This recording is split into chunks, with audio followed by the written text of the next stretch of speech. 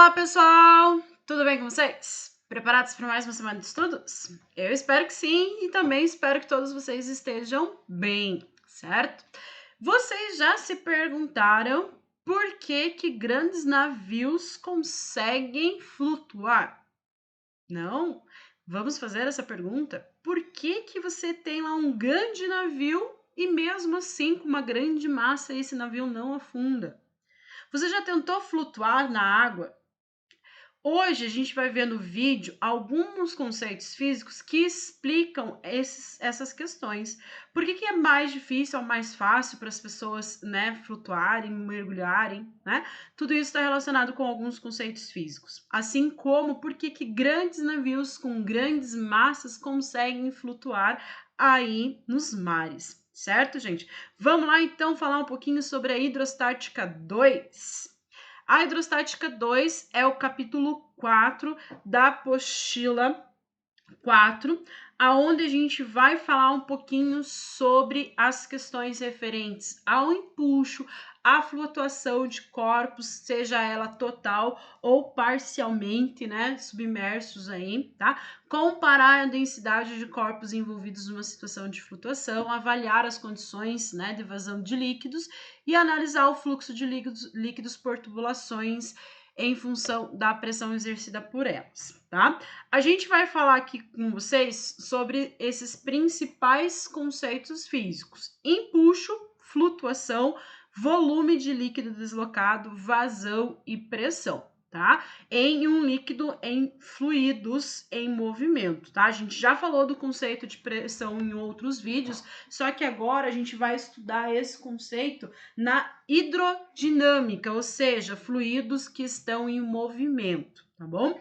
Apesar que a gente vai ver isso no vídeo da semana que vem, tá? Hoje a gente vai falar apenas de empuxo e flutuação, volume de líquido deslocado, certo?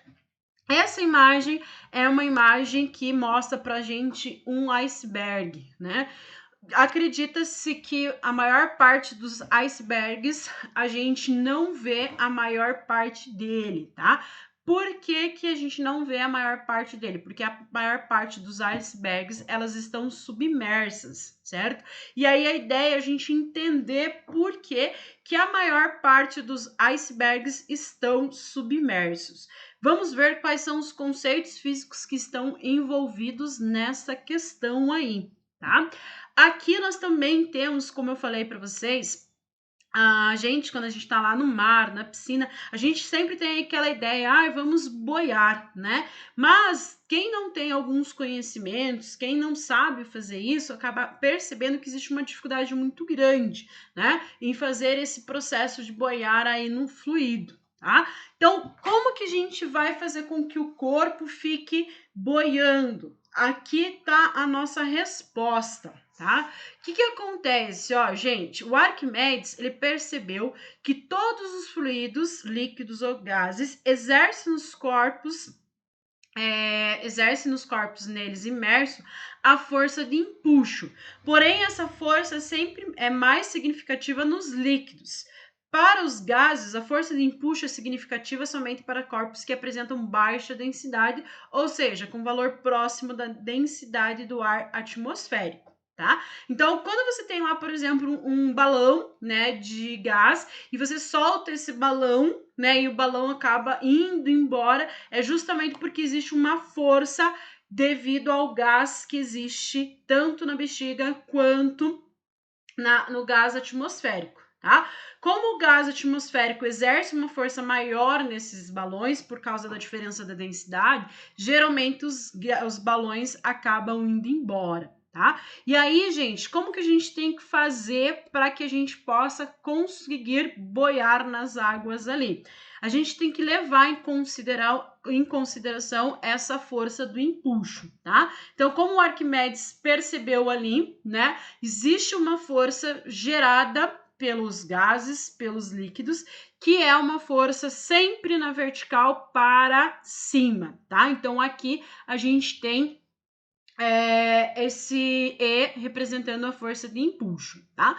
Nessa situação aqui, a gente tem uma situação de equilíbrio, onde a força de empuxo vai ser igual à força do peso deslocado ali, tá? Então, Arquimedes, ele conseguiu perceber que quando um corpo ele está dentro de um recipiente, e dentro desse recipiente tem um fluido, a quantidade de fluido deslocado vai ser igual à quantidade da massa, do peso ali, né, do corpo que está imerso ali, tá? Então, nessa situação, onde você tem um ponto de equilíbrio, a força de empuxo vai ser igual à força peso.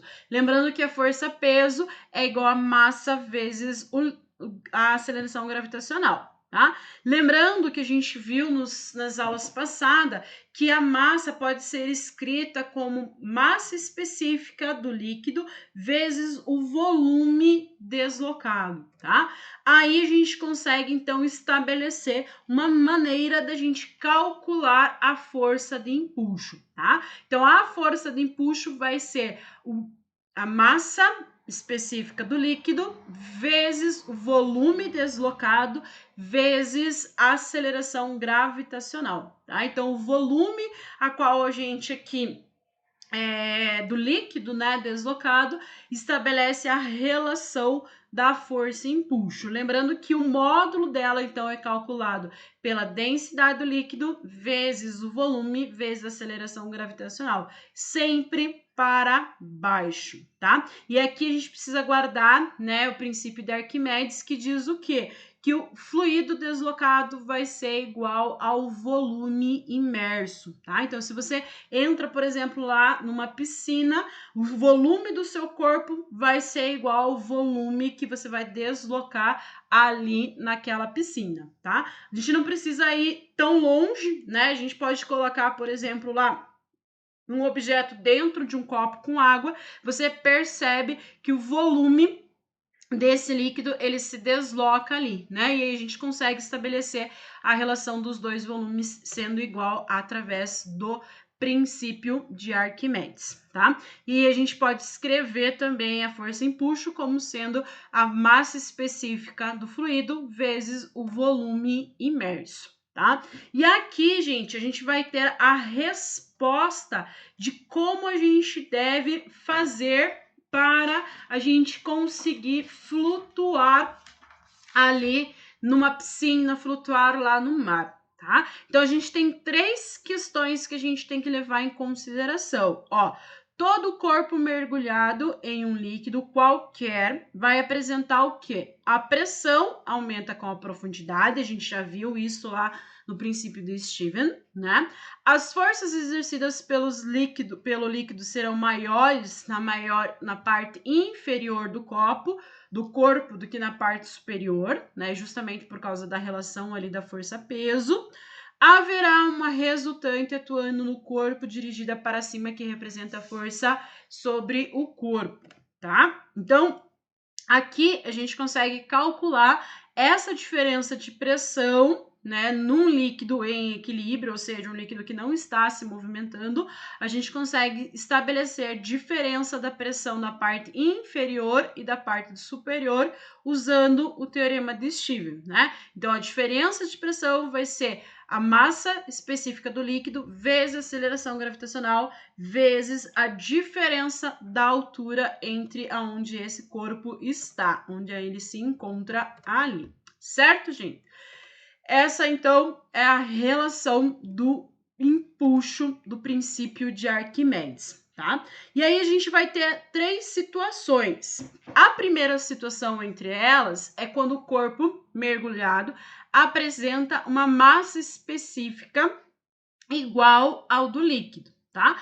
Então, quando você tem lá uma massa específica do líquido igual ao do corpo, o corpo ele vai flutuar, tá? Ou seja, a força empuxo vai ser igual à força peso, tá? Então você tem lá que a massa específica do corpo é igual à massa específica do líquido, assim como o volume do corpo vai ser igual ao volume do líquido, certo?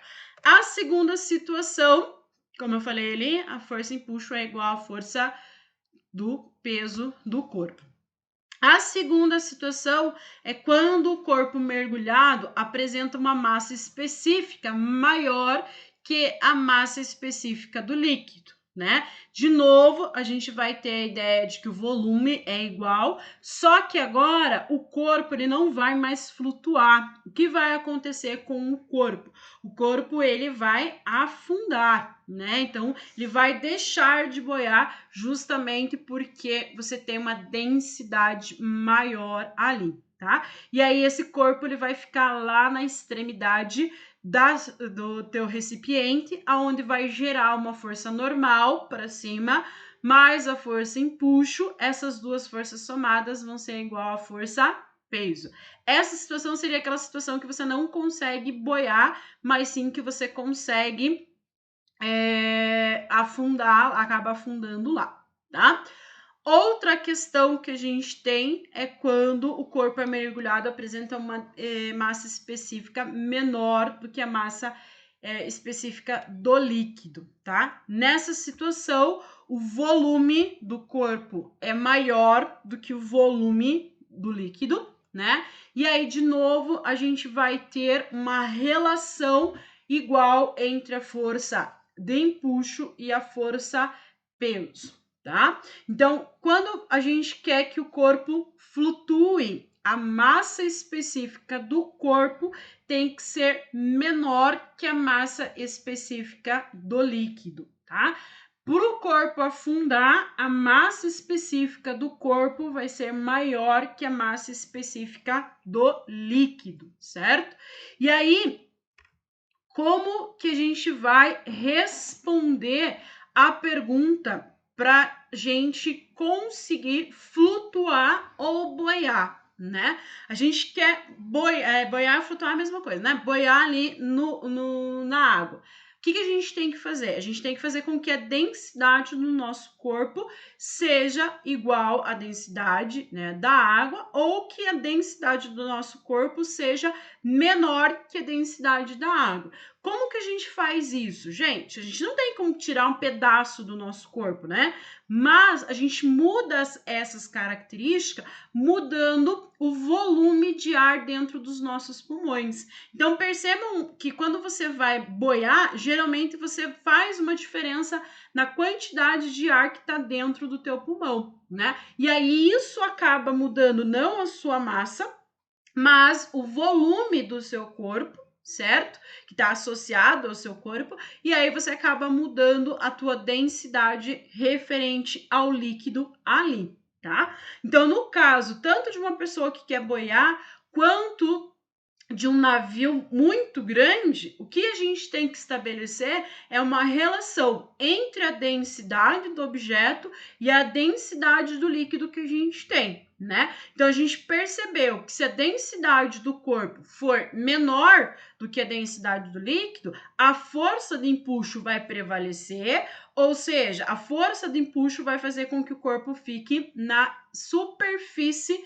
desse líquido, na superfície desse gás aí, tá? Então, essa seria a relação que a gente tem que ter. No caso, você poderia imaginar, mas tem navios que afundam, né? Por que esses navios geralmente afundam? Porque acontece lá um acidente, eles furam, a água entra dentro deles e a água entrando dentro deles acaba mudando a densidade do corpo do navio, tá? Façam uma brincadeira em casa, peguem uma massinha de modelar lá e façam ela no formato de bolinha, e a mesma quantidade de massa vocês façam lá num formato de barquinho. Aí vocês vão perceber que a bolinha ela vai afundar, enquanto que o barquinho ele vai flutuar. Por que essa diferença se você tem a mesma massa das duas massinhas de modelar? Justamente por causa do volume.